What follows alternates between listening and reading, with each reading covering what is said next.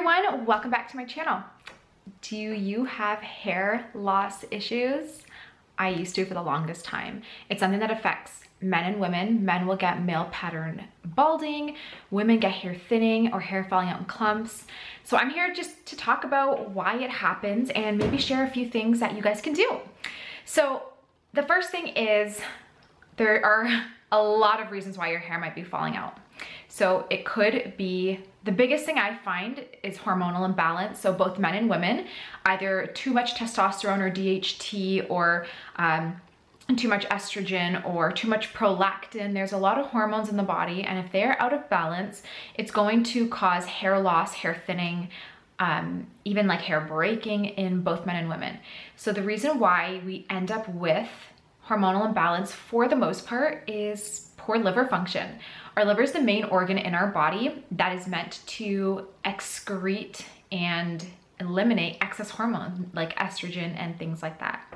If our liver is overburdened with toxins, if it's not functioning well, it's not going to be purging these excess toxins. So they'll be sitting in our body, building up, and this is what's leading to that hormonal imbalance.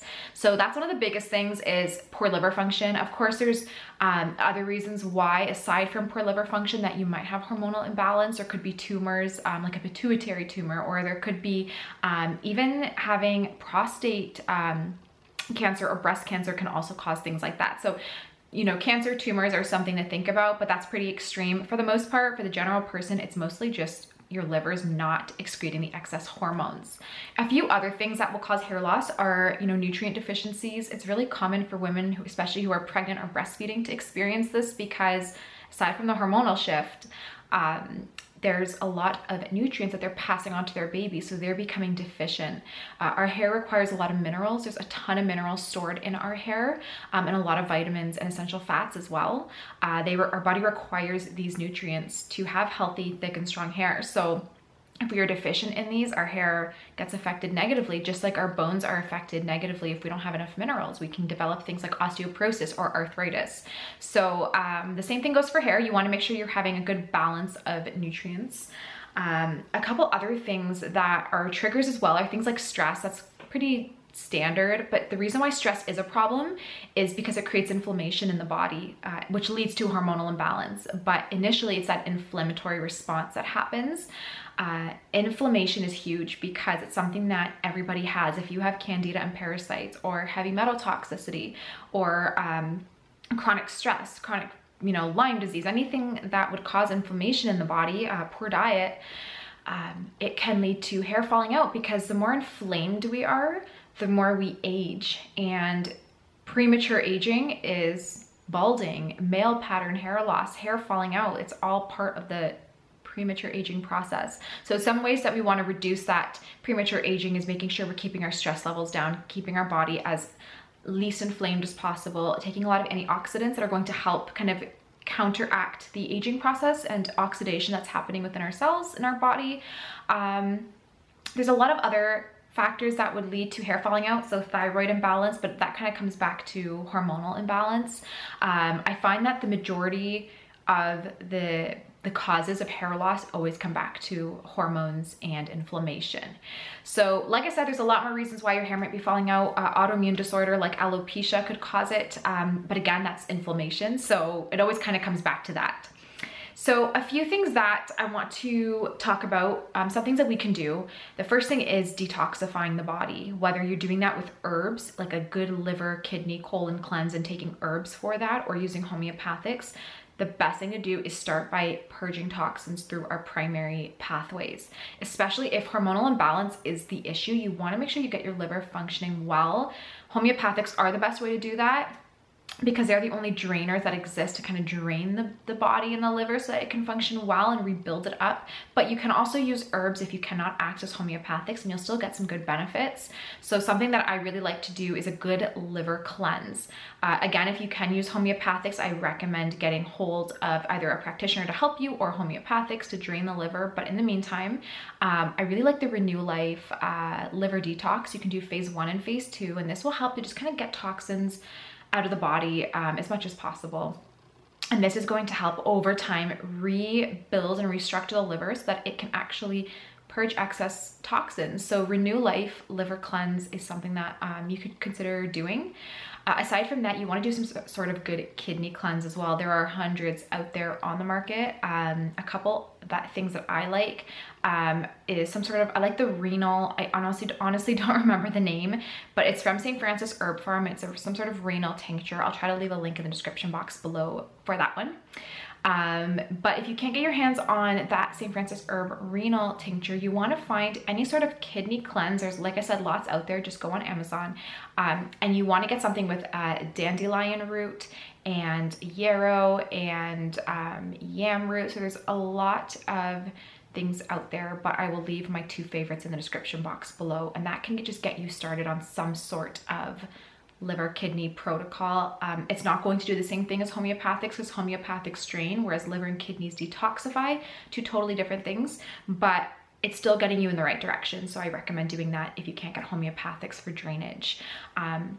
So those are what you want to do. And then once you work on the liver, you want to do some extra supporting things. So you want to do lots of hot lemon water to detoxify, but then something green, because you need to alkalize the body to have healthy hair. So chlorella, spirulina, or liquid chlorophyll are my preference, but you can use, some people use wheatgrass, things like that. I personally don't like those, but if that's all you have, you can do something like that. But you want something green to really alkalize. Aside from that, some specific supplements that are going to support your hair right now are going to be some sort of essential fat. I personally like cod liver oil the best. You want a high quality one with no mercury or heavy metals present in it, but a good cod liver oil. If you're vegan or halal, actually halal, you can still have cod liver, but if you're vegan and you want to stay away from that, you want to do a good omega-3, 6, 9, and get that in your diet. But those are something that I think is essential for hair. You're not going to notice taking a supplement. You're not going to notice weeks later that you feel better, your hair is better. It takes a long time. Hair is something that, unfortunately, that's one of the hardest things to reverse and improve and re-thicken and regrow. So this is something that's going to take a long time. So you have to be patient, and do remember that the majority of the supplements you will be taking, you're probably not going to be absorbing at this time, especially with poor liver function. So you're gonna have to do it for even longer to really get as much as you need, kind of store it back in the body. So cod liver oil is big. After you do that with the Renew Life cleanse and some sort of kidney cleanse, aside from cod liver oil, there's a few other things. I like biotin. Some people find it does nothing for them. Others think it does, works really well. May as well take it and give it a go, and hopefully it can help. Biotin is actually good for candida as well, so you're kind of getting 2 birds with 1 stone there. But it's a good way to re-nourish your body, because biotin is great for hair, skin, and nails. So give that a go as well. Aside from that, you do want to keep in mind that you have to kind of find the root cause of your hair condition. So if it's hormonal imbalance, you don't only want to be supporting the liver, you got to find out where that imbalance is stemming from. Is it thyroid? Is it pituitary? Is it reproductive? So too much estrogen or too much testosterone? You need to find out where that imbalance is coming from. If it's, for example, thyroid, you want to make sure you're doing some thyroid support as well, or thyroid balancing. Again, homeopathics are great for that.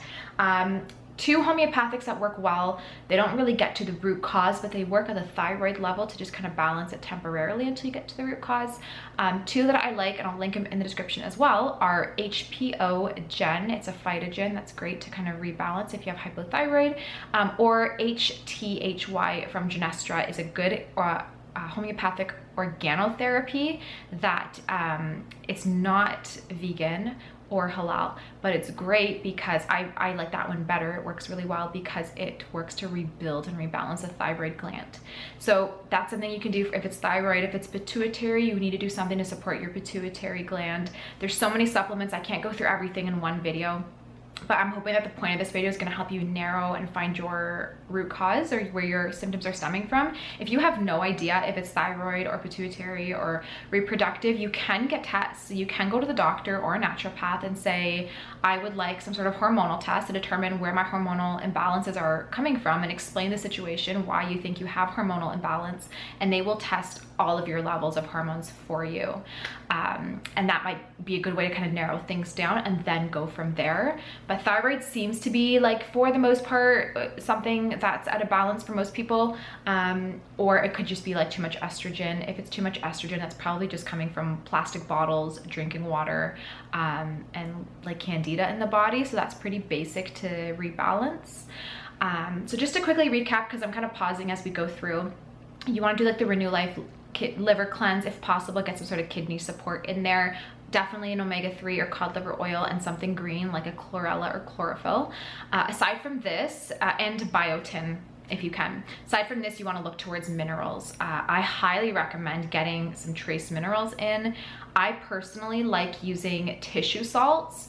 I find that they are the best because they're homeopathic, so they'll dissolve and go right into your bloodstream. But the best part is that they're created to specifically be able to penetrate and enter the cells, which is where these minerals need to be in order to rebalance the body. So they're really bioavailable and absorbable by the body. So I do like tissue salts. There's one called Melange, Melange, from Unda, I believe. And it's a good tissue salt because it has all of the 12 essential minerals. You can take this long term if you're very depleted, especially if you've had babies. It is lactose based. It needs lactose to actually enter the cell. It has to have it or it doesn't work. Unfortunately, some people are lactose intolerant, so just keep that in mind that it does contain lactose. Most people are fine with it, but if you do have some sort of major lactose intolerance or something, maybe avoid that. You can buy trace mineral liquids in a bottle. I can't think of the company names off the top of my head, but if you go on Amazon and just search trace mineral formula, you can find loads out there, and see if there's something that works for you. Always check the ingredients though. So trace minerals will help. Not instantly, it will take a lot of time to really rebuild those mineral stores, but it will help to nourish the hair as well. So those are some of my top tips. There's a ton more stuff you can do to, support the hair, like vitamins E and selenium are fantastic for that as well. Antioxidants like a blueberry supplement or chaga mushroom are great ways to reduce the aging process. So there's so many other things you can do. If you are a male, you might want to look into saw palmetto. I'll try to remember to leave that in the description box as well. That is a DHT blocker. So if you, when you have testosterone in your body converts it to the hormone DHT. It's a form of testosterone that's utilized by the body, mainly prostate, testes. And if there's too much and it attaches to hair follicles, that is what causes that male pattern baldness or hair loss. So saw palmetto is an herb that, and women can use it too. It's an herb that will kind of block that DHT hormone, so prevent it from causing the baldness. So I'll try to leave that in the description box as well. There's so much information around this. It's hard to make one specific video because there's so many causes for hair loss and so many routes that you can go depending on where yours is stemming from. So I hope I'm not confusing you guys, and I hope I'm keeping things pretty straightforward. Check out the description box to get all the supplements, and hopefully it'll help keep you on track a bit. But aside from that, there's a few other things you want to do. If you're a female, do not touch hot tools for your hair. So I look at my hair, like it's so curly, very healthy. I'm very happy with how thick and all of that, but it's so curly that I always would straighten it and curl it afterwards, and I just burnt it, and the texture got really weird and the ends were breaking. It's why I actually had to cut it. It used to be almost down to my bum. I cut a lot off because the ends were just really bad. It's really damaging for the hair. Burning the hair at that high temperature is just really bad. So if you can, keep your hair up in a bun. If you are used to straightening it, just go for like a good 4, 5, 6 months, the longer the better, where you're not touching hot tools. And that way it gives your hair a chance to kind of regenerate and make it healthy again and nice and thick, and the texture is stronger. Something else you want to do is try, and men can do this too, is try to not wash your hair every day. So it's called oil training. There's a lot of YouTube videos on how to do it. I made one myself, but pretty much you try to wash your hair just once a week with very minimal shampoo. You can use conditioner, try to find non-toxic organic products, but the natural oils in your hair are what actually, we need them to protect our hair, to keep our hair healthy, strong, feeling good, not falling out. If you're washing your hair every day, you are washing out the natural oils and really drying out the hair, making it a lot rougher and easier to break and then fall out and all the rest of it as well. So consider oil training. Like I said, there's so many videos on how to do it, but it's really good. Especially make sure you're using non-toxic conditioners, shampoos, and for me now, I wash my hair sometimes 2 to 3 times a week, but just with water if I feel like I just need to refreshen it.